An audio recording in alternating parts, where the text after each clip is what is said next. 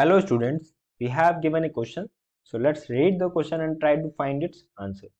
Question says, having gone through a plank of thickness small h, a bullet changes its velocity from v0 to v. Find the time of motion of the bullet in the plank, assuming the resistance force to be proportional to the square of the velocity.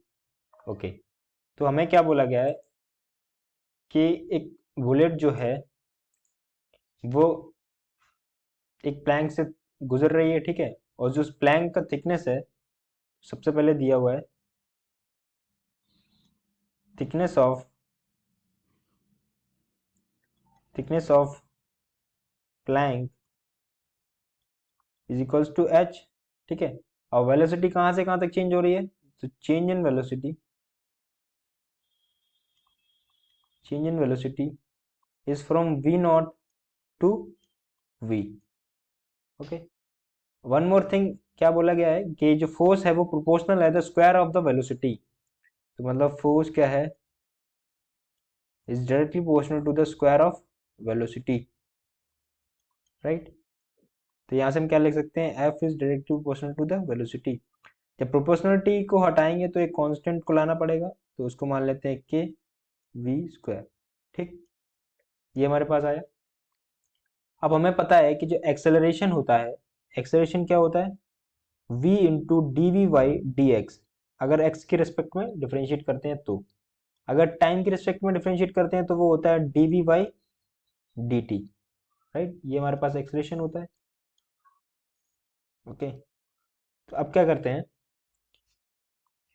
Acceleration का एक और formula होता है, वो क्या होता है, force equals to mass into acceleration. तो हम यहाँ से क्या लिख सकते हैं, यहाँ से हम लिख सकते हैं acceleration is equals to force upon mass. ठीक है, अब फोर्स हमारे पास क्या है, फोर्स हमारे पास दिया हुआ है K V square by M. Okay, तो ये हमारे पास दिया हुआ है. और अभी हमने देखा कि जो हमारे पास एक्सेलरेशन है वो किसके इक्वल है, v into D V by D X. तो यहाँ लिख सकते हैं v into D V by D X is equals to K of V square by M. Okay, तो यहाँ से क्या करते हैं, यहाँ से हम x को इस साइड ले जाते हैं और v को इधर लेके आते हैं, तो क्या हो जाएगा, v D V by V square is equals to K by M D X. आप क्या करते हैं, इंटीग्रेट करते हैं both side, integrate both side, तो हमें क्या मिल जाएगा,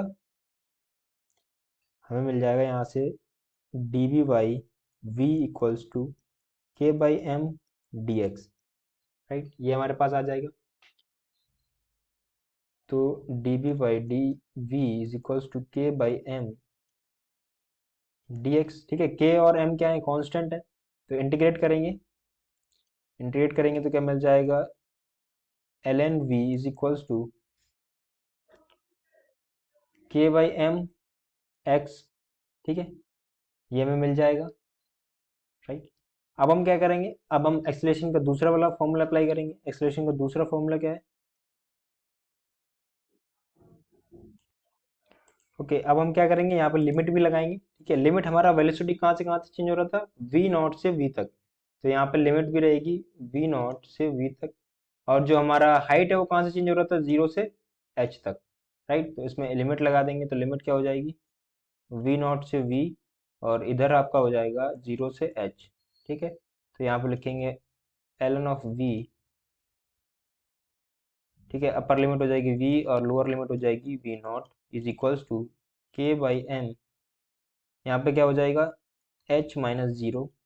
ठीक, हमारे पास क्या बचेगा, L N V by V not is equals to K by M into H. तो यहाँ से k का वैल्यू क्या हो जाएगा, k का वैल्यू हमारे पास आ जाएगा L N of V by V not into M divided by H. ये हमारे पास k का वैल्यू आ गया. अब हम फर्दर क्या करेंगे, अब हम एक्सेलरेशन को फिर से क्या लिखेंगे, एफ बाई एम. तो हमने एक्सेलरेशन का दूसरा फॉर्मूला देखा था, वो क्या था, D V by D T. ठीक है। अब यहाँ पे लिखेंगे dv/dt। फोर्स हमारे पास क्या था, के v²/m, राइट। अब क्या करेंगे, वेलोसिटी को इधर लेके आएंगे तो हो जाएगा dv/v²=k/m/dt।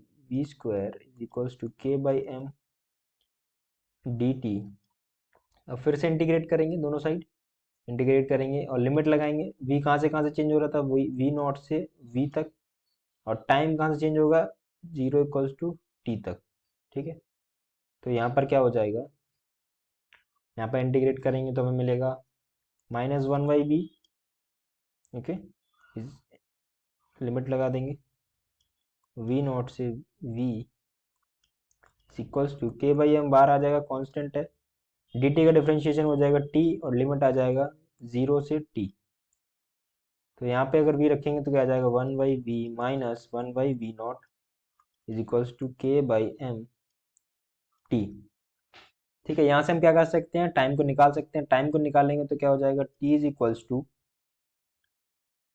1/v minus 1/v0 into m divided by k का वैल्यू हमने क्या निकाला था, वो निकाला था ln of v/v0 into mass divided by h, right. तो यहाँ से मास और मास कैंसिल आउट हो जाएगा, तो हमारे पास क्या बचेगा, minus of 1/v plus 1/v0 divided by ln of v/v0 into में h आ जाएगा। तो ये हमारे पास क्या आ जाएगा, ये हमारे पास टाइम आ जाएगा, ठीक है। तो हमें टाइम निकालना था, तो ये हमारे पास क्या आ जाएगा, टाइम। तो I hope you got the solution. Thank you.